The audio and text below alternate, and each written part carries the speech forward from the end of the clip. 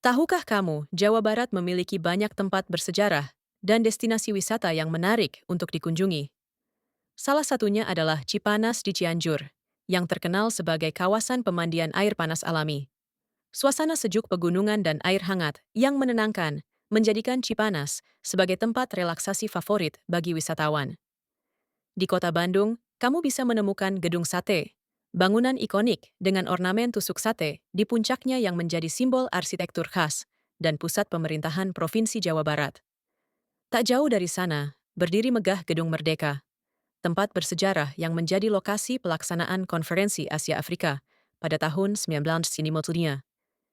Gedung ini kini menjadi museum yang menyimpan berbagai dokumentasi penting dari momen bersejarah tersebut.